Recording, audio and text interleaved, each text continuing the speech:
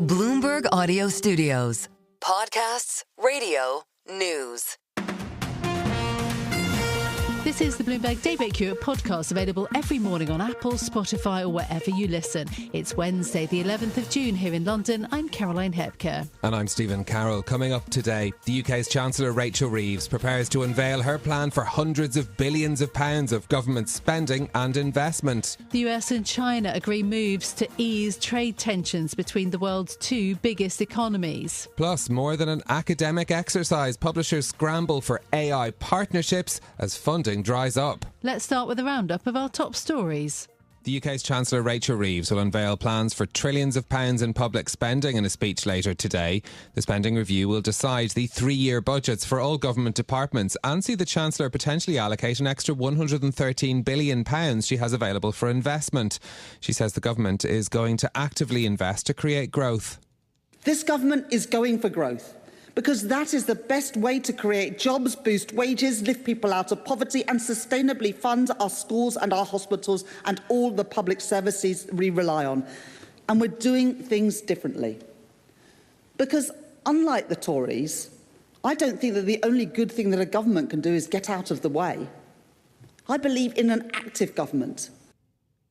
But Reeves's plans are also likely to include real terms cuts to some departments outside of protected spending on health, education and defence. Since taking power, Reeves's popularity ratings have fallen to the same levels as those of former Tory Chancellor Kwasi Kwarteng after his disastrous mini-budget in 2022, according to surveys from Ipsos.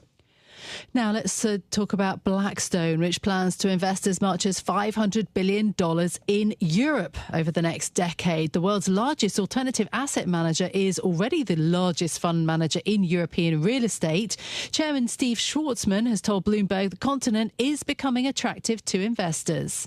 They're starting to change their approach here, which we think could result in higher growth rates.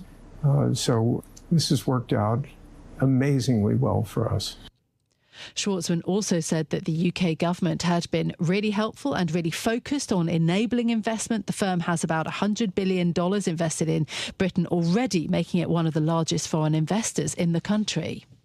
The United States and China have agreed on a preliminary plan to ease trade tensions. American and Chinese negotiators in London said both sides agreed on a framework for how to implement the consensus they reached in the prior round of talks. Here's US Commerce Secretary Howard Lutnick speaking to reporters after the negotiations ended. The two largest economies in the world have reached a handshake, right, for a framework. We're going to start to implement that framework upon the approval of President Trump, and the Chinese will get the President Xi's approval, and that's the process. So once the presidents approve it, we will then seek to implement it. Howard Lutnick speaking there. While full details of the agreement haven't yet been made available, US negotiators said they absolutely expected that issues around shipments of rare earth minerals and magnets would be resolved. The Chinese Foreign Ministry and Ministry for Commerce didn't immediately respond to requests for comment on the nature of the agreement. Meanwhile, a US federal appeals court has ruled that President Trump can continue to enforce his global tariffs. The order extends an earlier short-term reprieve and delivers a win for one of the administration's signature economic policies. Tuesday's order comes a month before Trump's own 90-day pause on most of his tariffs is set to expire. On the 9th of July, US tariff rates will increase drastically for many nations, with the EU facing a 50% levy if a deal can't be struck and no extension is offered. Well, meanwhile, the European Central Bank President Christine Lagarde is warning against the use of what she calls coercive trade policies. She was speaking at an event in China as global uncertainty around trade remains at an all-time high. Bloomberg's Tiwa Adebayo has more. Christine Lagarde didn't mention Donald Trump by name, but his tariffs loomed over her speech. The ECB president told an audience at China's central bank that there's no longer-term advantage to being a bully on trade. She warned against mutually damaging protectionist policies, instead urging countries to work together. Her comments come as a chorus of European central bankers have been highlighting the opportunity to boost the international role of the euro amid the upheaval in US policy. In London, Tiwa Adebayo, Bloomberg Radio. The US Secretary of State has criticised the UK, Canada, Norway, New Zealand and Australia for imposing sanctions on 2 Israeli cabinet members. In a statement, Marco Rubio said that the move doesn't advance US-led efforts to achieve a ceasefire. The comments come after the countries chose to sanction Israeli National Security Minister Itamar Ben-Gvir and the Finance Minister Bezalel Smotrich in their personal capacity for inciting violence against Palestinian communities. Last year, Smotrich suggested it may be justified and moral to starve Gazans, while Ben-Gvir earlier praised violent settlers suspected of murdering a teenager in the West Bank as, quote, heroes.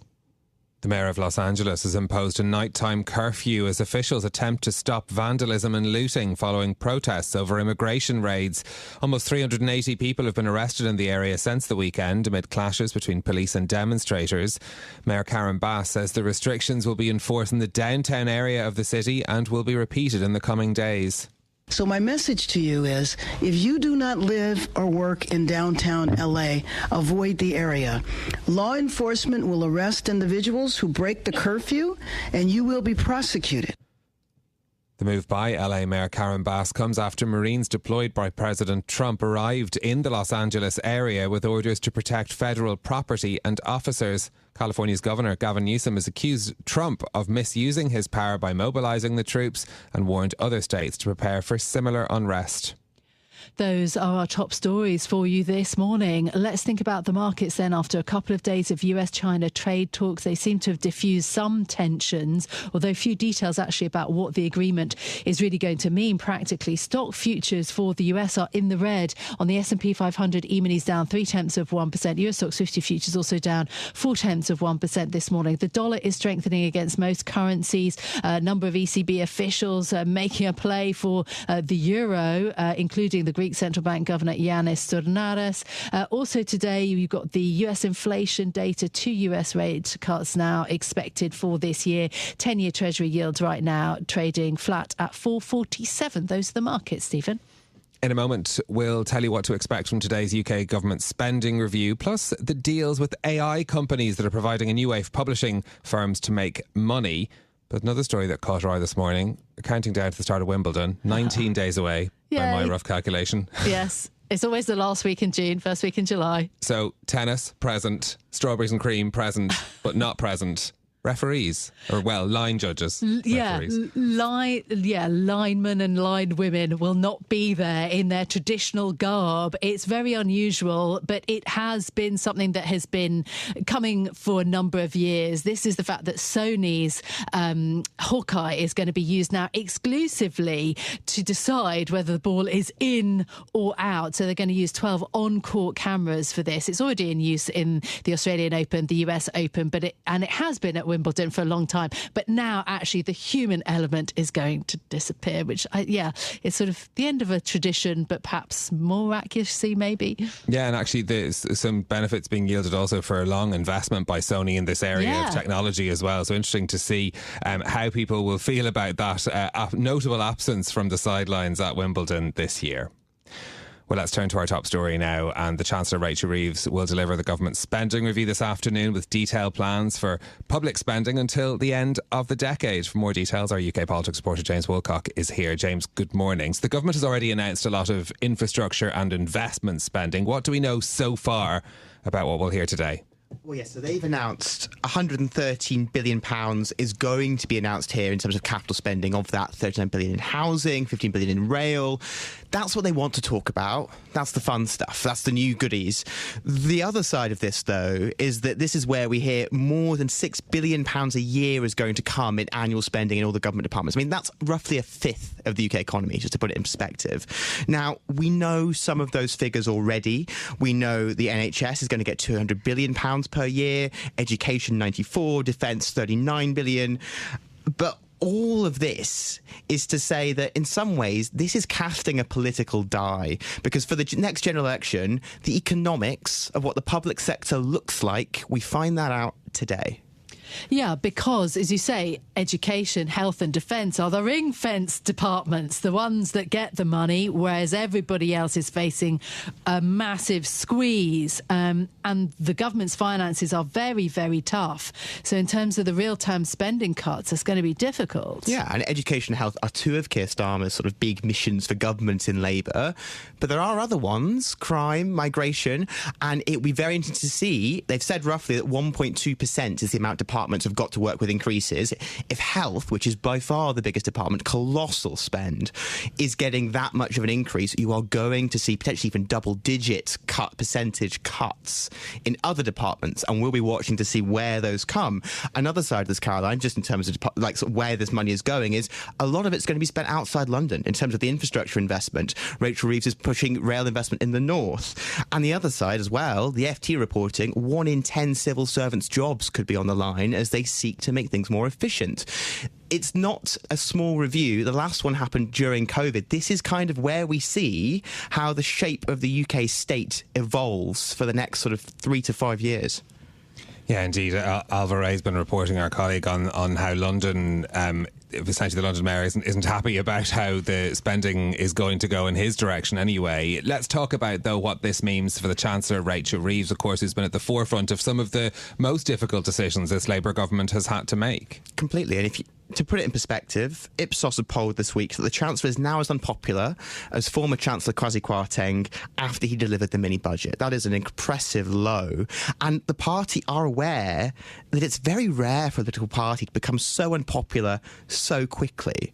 So this moment for the Chancellor, Rachel Reeves, is the party has pinned its hopes on growth. And unlike the Conservatives, Labour see the government taking an active role in driving growth forward. I think today we find out what the comeback plan is, what the government actually sees as its priorities when it's forced to put its money where its mouth is. And if they are big spenders, many economists would say today may make tax rises in the autumn start to look inevitable. Yeah, that's certainly thinking about the next few months. James, thank you so much for being with us this morning. Our UK politics reporter James Wilcock then on what to expect 12:30 lunchtime today, the Chancellor Rachel Reeves with the spending review. Now, in the face of artificial intelligence, publishers are both fighting against and joining forces with AI companies. A number of academic publishers have signed or are looking at licensing deals to provide access to their libraries and generate new revenue. Joining us now for details of this story is Bloomberg's EMEA earnings specialist, Chloe Mele. Chloe, good morning. Great to see you. So where do licensing deals between publishers and AI companies come from, and what exactly do these partnerships entail? So what we've seen over the last few months is academic publishers making, and as you say, also exploring those deals with AI companies. Those are licensing deals. So what that means is that the academic publisher is essentially giving access to their library so that AI companies can train their AI chatbots on that content. We've seen Taylor & Francis, which is part of Informa, a UK-listed company, making $75 million last year from those licensing deals. Over in the US, Wiley has made about $50 million to date. And Bloomsbury also recently said in its latest set of results that they were exploring those deals. So it seems to be happening kind of across the board for academic publishers. A key thing to note is that, as you say, these agreements are part of a broader trend of a really hot and cold relationship between AI companies and publishers. If we go beyond academic publishing, for instance, and we look at a news publisher like the New York Times, it recently reached a deal to license its editorial content to Amazon, while also having spent years fighting OpenAI in court. Over copyright infringement. So we've seen those deals happen as the publishers across the board are really trying to prevent AI companies from scraping the web without providing that fair compensation. The idea here is that licensing is a kind of a way out of litigation and making everyone, or at least more than one party, happy. AI companies get the content that they need, and the publishers get the money. Yeah, although what I found striking about this story is actually that when we're talking about the billions going into AI, that these deals don't sound enormous in terms of millions of dollars. In terms of also the other angle to this, President Trump's war effectively on academia, how is that kind of maybe fueling some of these decisions also maybe to pursue the AI deals amongst these academic publishers? Yeah, absolutely. So the research funding cuts that the Trump administration is pushing for really adds another layer. Obviously, the cut to that research budget is something that will affect academic publishers, but those AI deals could provide an offset. So William Larwood, who's an analyst at Berenberg, calculated that about a 40% cut to the budget for the National Institutes of Health, which is the cut that the administration is pushing for, would result in a $45 million revenue headwind for Taylor and Francis, which is obviously not negligible. But he said that those AIDs could provide that offset. If we look at the numbers, the underlying revenue growth for Taylor and Francis was 15% in 2024. And that's way up from 3% the year prior. And he said that without those AI deals, it would have been closer to 3.5. So this points to perhaps more academic publishers seeing this and rushing to carve out this kind of new and quite lucrative revenue stream to counteract the impact of the funding cuts. I mean, when we're thinking about these deals with AI companies as well, is it a bit of a deal with the devil for these publishing companies as well? How are they kind of addressing some of the challenges around these? Yeah, so the problem here is that obviously not everyone is delighted. The AI deals have received a lot of backlash from academic authors, in particular on two key points: consent and compensation. So authors have said that they were not asked for permission and that they were not given fair payment in some cases. So we know what authors have gotten from certain deals. So Microsoft offered HarperCollins $5,000 per title, half of which went to the author. But I spoke to Mary Reisenberger, who's the CEO of the Authors Guild, and she said that there's kind of no ballpark in terms of what authors can expect. And an author was paid just $97, for example, for their book recently by Taylor and Francis. The problem is the more existential problem of academic publishers kind of accelerating their own replacement by AI. This is Bloomberg Daybreak Europe, your morning brief on the stories making news from London to Wall Street and beyond. Look for us on your podcast feed every morning on Apple, Spotify and anywhere else you get your podcasts. You can also listen live each morning on London DAB Radio, the Bloomberg Business app and Bloomberg.com. Our flagship New York station is also available on your Amazon Alexa devices. Just say, Alexa, play Bloomberg 1130. I'm Caroline Hepker. And I'm Stephen Carroll. Join us again tomorrow morning for all the news you need to start your day, right here on Bloomberg Daybreak Europe.